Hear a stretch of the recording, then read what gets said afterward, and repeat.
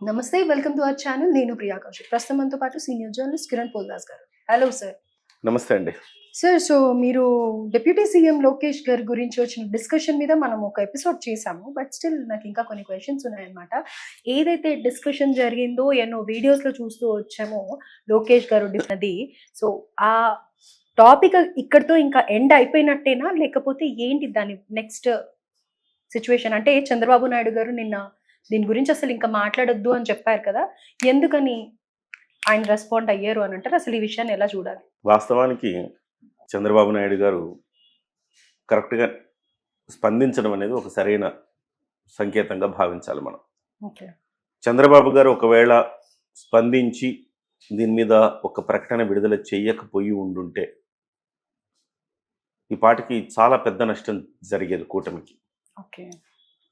So ఇప్పటికి కూడా చంద్రబాబు నాయుడు గారు దాన్ని అధికారికంగా ఆయన ప్రకటించినట్టుగా నాకు కనపడాల. అంటే ఒక పేపర్ మీద రాయడమో, వాళ్ళు ఒక ప్రకటన విడుదల చేయడమో, లేకపోతే చంద్రబాబు గారు డైరెక్ట్గా మాట్లాడి చెప్పటం అలాంటివి చేసినట్టుగా కనపడలేదు. అటు పార్టీ ఆఫీస్ నుంచి అందరికీ ఫోన్స్ వెళ్ళాయి.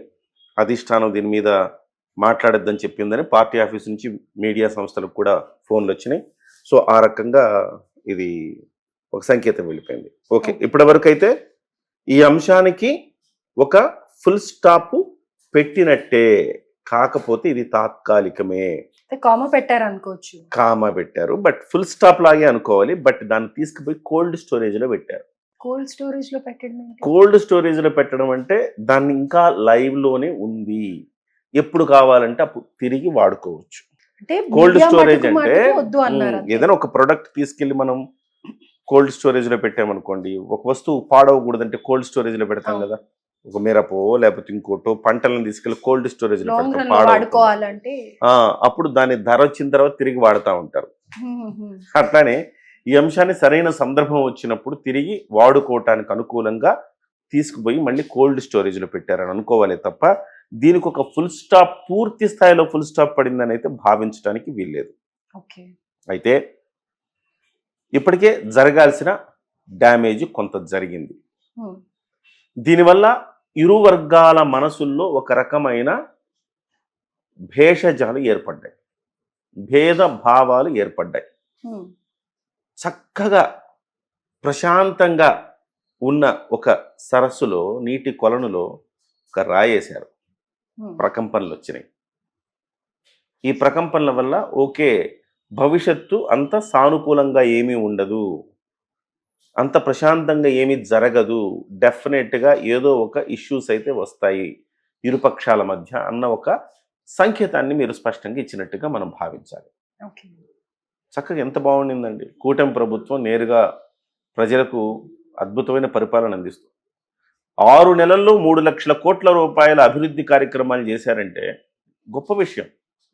2019 నుంచి 2014 నుంచి 19 వరకు తీసుకున్న, 19 నుంచి 24 వరకు తీసుకున్న ఈ 10 ఏళ్ల కాలంలో 2 ప్రభుత్వాల హయాంలో కూడా ఇంత గొప్ప అభివృద్ధి కార్యక్రమాలు జరగలేదు, ఇంత గొప్ప సహాయం కేంద్ర ప్రభుత్వం నుంచి అందలేదు.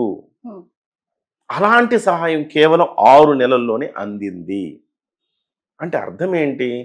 కేంద్ర ప్రభుత్వం రాష్ట్రం మీద ప్రేమతో ఉన్నది, ప్రేమ అభిమానాలు చూపిస్తున్నారు. విన్నాం కదా. సో ఇలాంటి సందర్భంలో ఇట్లాంటి చిల్లర రాజకీయాలు చేయటం కారణంగా కూటమి యొక్క భవిష్యత్తు ప్రశ్నార్థకమవుతుంది. ప్రతిపక్షమైన వైఎస్ఆర్సీపీకి ఒక అవకాశాన్ని ఇచ్చినట్టు అవుతుంది.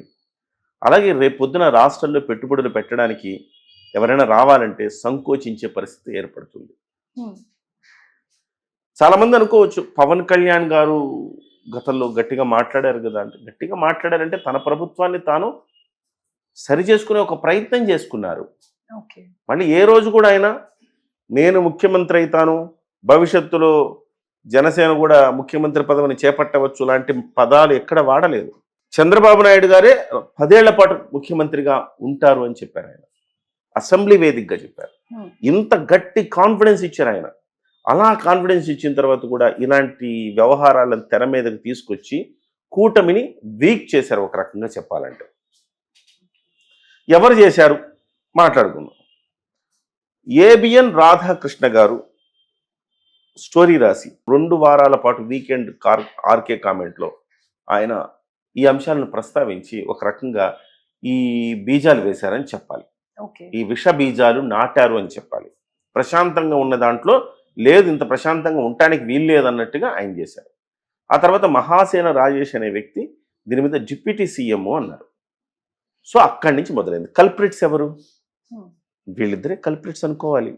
మళ్ళీ రాధాకృష్ణ గారు ఏమంటారు ఈ మొన్న ఎపిసోడ్లో, ఎవరు కూడా ఈ కూటమిలో విభేదాలు సృష్టించడానికి అనేక మంది ప్రయత్నం చేస్తుంటారు, జాగ్రత్తగా ఉండాలి, సంయమనం పాటించాలి. ఆయనే చేసి మళ్ళీ ఆయనే మాట్లాడతారు. అలాగా ఎట్లా అర్థం చేసుకుంటారు ప్రజలు?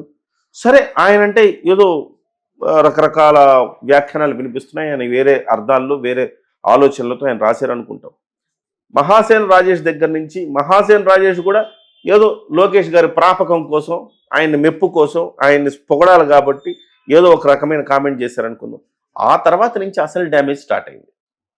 డ్యామేజ్ ఎక్కడి నుంచి స్టార్ట్ అయిందంటే, చంద్రబాబు నాయుడు గారు పాల్గొన్న సభలో పొలిట్ బ్యూరో సభ్యుడైన శ్రీనివాసులు రెడ్డి మాట్లాడడంతోనే డ్యామేజ్ స్టార్ట్ అయింది. ఆ డ్యామేజ్ ఎక్కడి వరకు వెళ్ళిపోయిందంటే, మాజీ మంత్రి సోమిరెడ్డి చంద్రమోహన్ రెడ్డి గారు కూడా మాట్లాడేలా చేసింది. పిఠాపురం మాజీ ఎమ్మెల్యే వర్మ గారు కూడా అదే కామెంట్ చేసేలా చేసింది. ఒక ఉవ్వెత్తున ఒక ఉద్యమంలాగా మారడానికి కారణమైంది. సో వీళ్ళందరూ కూడా ఈరోజు కూటమికి నష్టం చేసిన వాళ్లే. అంటే ఇక్కడ మీడియాలో ఏబిఎన్ లో కానీ లేకపోతే మహాసేన రాజేష్ మాట్లాడడం వల్ల ఈ టీడీపీ వాళ్ళు కూడా ఇన్ఫ్లుయెన్స్ అయ్యి మాట్లాడారు అని అంటారా? మాట్లాడడంలో ఇందులో చంద్రబాబు నాయుడు గారి పాత్ర లేదా అంటే ఆయన పాత్ర కూడా ఉంది. ఆయన పాత్ర ఎలా ఉంది?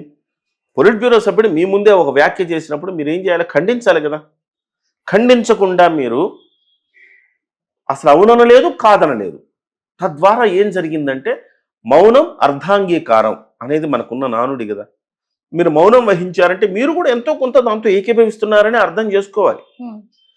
దాంతో వరుసగా అందరూ స్పందించడం మొదలు ఒక రేసు పెట్టుకున్నారు. రేస్ నారా లోకేష్ గారిని ఉప ముఖ్యమంత్రి అవ్వాలని మహాసేన రాజేష్ చెప్పినప్పుడు మనం చెప్పకపోతే మనం డౌన్ అయిపోం. మనం కూడా చెప్పారు, వాళ్ళిద్దరు చెప్పారు, మనం ముందుండాలా ఈ విషయంలో. నేను కూడా ఆ రోజు మిమ్మల్ని సపోర్ట్ చేశాను సార్ అని చెప్పుకోవాలని చెప్పి ప్రతి వాడిని తాపత్రయం ఈ రకంగా తయారు. చివరికి చంద్రబాబు నాయుడు గారు కామ్గా ఉండండి, ఎవరు మాట్లాడదని చెప్పే పరిస్థితికి వచ్చింది. అయితే సార్ ఇక్కడ తలా పాపం తిలా పిడికడు అన్నట్టుగా వీళ్ళందరూ కూడా కూటమిని ఒక రకంగా దెబ్బ కొట్టడానికి ప్రయత్నం చేశారని చెప్పాలి.